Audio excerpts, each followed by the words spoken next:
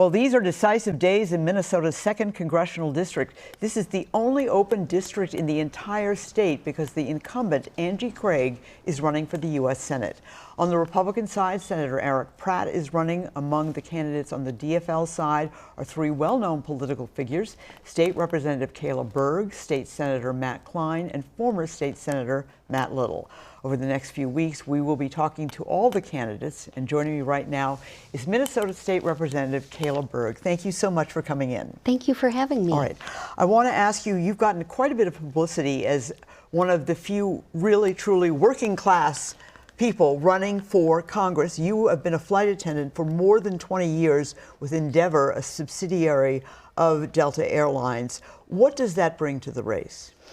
Well, look, in an economy where so many hardworking families are struggling, they don't feel like they're heard, that politicians in Washington, as they enrich themselves, don't understand what the average family is struggling through right now.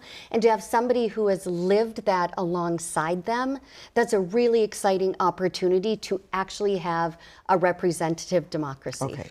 Now, obviously, there's an August 11th primary, but there also is a May 9th endorsing convention, excuse me, for the 2nd District in the DFL. You're very optimistic, you told me about that. I am optimistic. We have picked up a lot of momentum. People hear my story, they relate to me, they see somebody who understands them, and they're coming in and they're joining our team. And it's just a really incredible testament of when you understand what people are going through and they can see themselves in you, what you can build. Okay. Obviously, a DFL endorsement would come with a lot of assistance, including money. I want to take a look at the money that's been raised so far amongst Democrats in the 2nd Congressional District. You've got Matt Little and Matt Klein with about $700,000. You're trailing by about $300,000, and the Republican fundraiser for Senator Eric Pratt is below you. That's quite a gap between you and Matt Little and Matt Klein. Are you concerned about that, or do you think if you can pull out the endorsement, it'll make the difference? Well, the endorsement would certainly help. But look, we got into this race in October, so we've had 2 quarters of fundraising to report. And so I think we need to take that into account when we look at these numbers, that they are ahead because they've been in longer and actually being competitive with them for both quarters. In fact, the first reporting period, I outraised one of the competitors. It shows the momentum that we have. Okay. There was a burst of publicity on the 2nd District DFL race this past week because Matt Klein, the state senator, who's also a physician, it was revealed that he had bet $50 on Kalshi prediction market that he would win this race. That's against Kalshi rules. He was suspended from the platform for 5 years. He paid a $500 fine, and he also apologized. What do you think of that? Is that disqualifying? Does it raise any questions in your mind?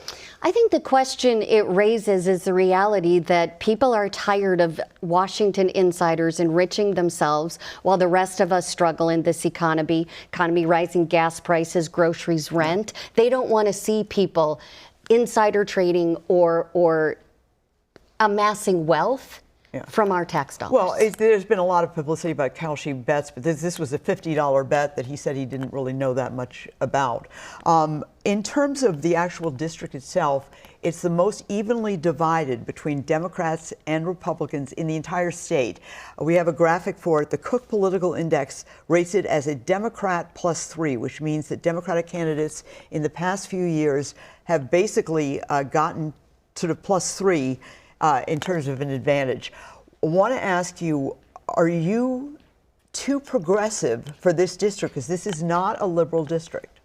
I don't think I'm too progressive. I think our values align. People are struggling with rising healthcare premiums. People are struggling with groceries and gas. People want their kids to go to strong public schools. They want clean air and water.